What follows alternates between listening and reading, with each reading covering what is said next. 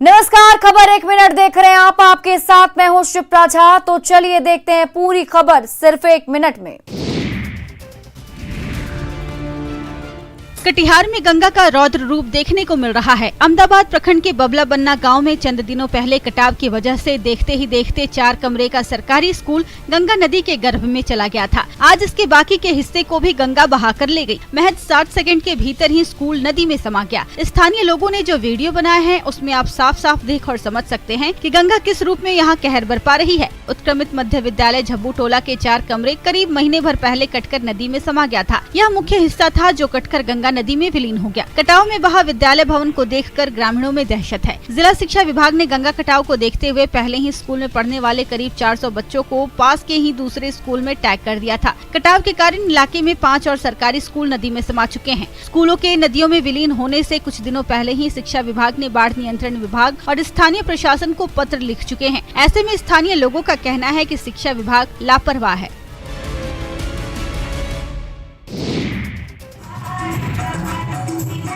ये मंच बिजली महोत्सव कार्यक्रम का है, जहां मिथिलांचल की प्रसिद्ध झिझिया लोक नृत्य प्रस्तुति ने सभी का मन मोह लिया। मिथिला में झिझिया नृत्य की परंपरा सैकड़ों साल पुरानी है। बताया जाता है कि झिझिया लोक नृत्य बुराई पर अच्छाई की जीत का प्रतीक है। धार्मिक मान्यता है कि झिझिया नृत्य करने से ब्रह्मा बाबा प्रसन्न होते हैं और जादू टोना के साथ ही बुरी शक्तियों का नाश कर परिवार और समाज की रक्षा करते हैं। झिझिया मधुबनी की प्रसिद्ध लोक नृत्य है। इसके बावजूद पिछले कुछ सालों में नई पीढ़ी के बीच झिझिया के प्रति दीवानगी कुछ कम होती दिख रही है। हालांकि मधुबनी निवासी युवा कोरियोग्राफर विक्रांत कुमार ने कुछ साल पहले महिलाओं और बच्चियों का समूह बनाकर झिझिया नृत्य को फिर से सम्मान दिलाने की पहल की थी, जिसका सकारात्मक परिणाम भी दिखने लगा है।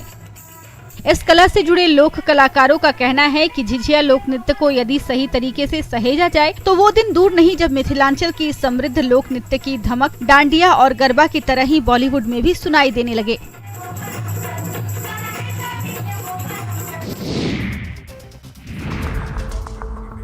मुंबई उपनगर मलाड पश्चिम से एक ऐसा मामला सामने आया है जिसे सुनकर आप चौंक जाएंगे, जहां एक बिल्डिंग के सुरक्षा रक्षक ने एक महिला को 20वीं मंजिल की छत पर ले गया और वहां से उसे छत के नीचे फेंक दिया। उसकी तकदीर अच्छी थी कि वह 18वें मंजिल की बालकनी में लगाए गए छज्जे में अटक गई।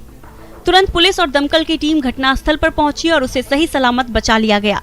सुरक्षा रक्षक घटना के बाद भाग गया था, जिसे पुलिस ने आज गिरफ्तार कर लिया है। मलाड पुलिस के अनुसार 26 साल की एक महिला मलाड पश्चिम ब्लू होराइजन टावर में काम करती है।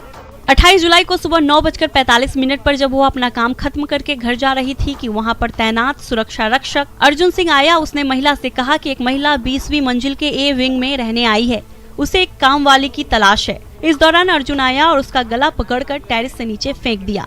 महिला के गले और सिर पर मामूली चोट लगी थी। वहीं आरोपी का कहना है कि महिला से उसका संबंध था, जिसको लेकर वह ब्लैकमेल कर पैसा ले रही थी, जिससे तंग आकर उसने यह कदम उठाया।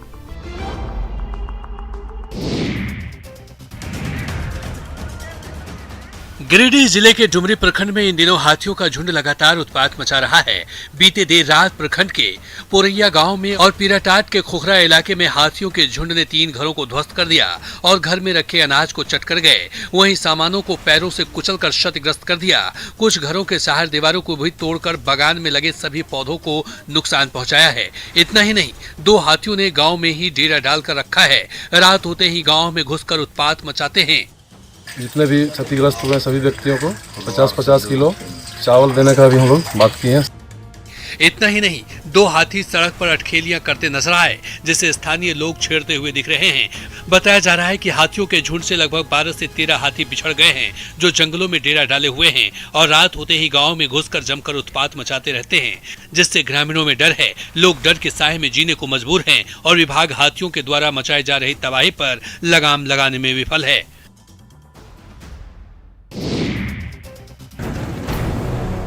बद्रीनाथ राष्ट्रीय राजमार्ग इन दिनों तीर्थ यात्रियों के लिए नासूर बना हुआ है।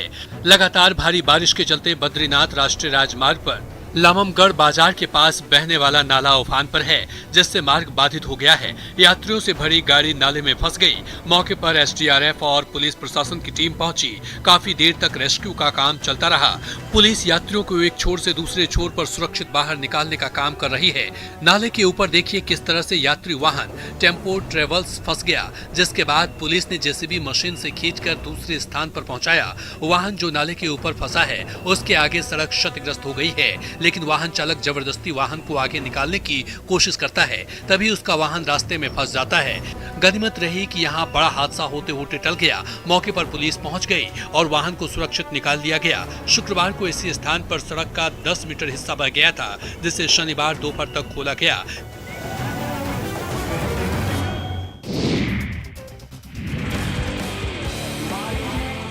जहानाबाद जिले के लखावर हाई स्कूल के स्टेडियम में जिला स्थापना दिवस के अवसर पर महिला फुटबॉल टूर्नामेंट का आयोजन किया गया। इस मैच में बिहार और झारखंड के खिलाड़ियों ने भाग लिया। दोनों के बीच लगभग 70 मिनट के खेल में बिहार के गर्दनीबाग टीम 2-0 से विजय हुआ और शील्ड अपने नाम कर लिया। इस मैच का उद्घाटन जिले के उप विकास आयुक्त पारितोष कुमार ने किया। लगातार बारिश होने के कारण खेल के मैदान में पानी जम गया, लेकिन खिलाड़ियों के उत्साह और दर्शक के हौसलों के कारण खिलाड़ियों ने मैच खेला। ऊपर से झमाझम पानी, लेकिन खिलाड़ी इस मौसम में भी खेलते रहे। बड़ी संख्या में दर्शक भी मौजूद दिखे। ग्रामीण इलाके में जिस तरह से बिहार की बेटियां फुटबॉल खेल रही हैं, इससे पता चलता है कि राज्य महिला सशक्तिकरण की ओर बढ़ रहा है।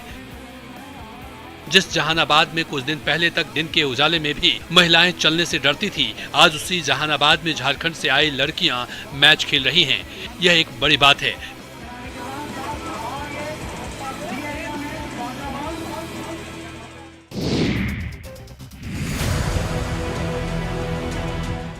मुंगेर प्रशासन कांवड़ियों की बेहतर सुविधा का लाख दावा करे, लेकिन उन दावों की पोल खुलती नजर आ ही जाती है।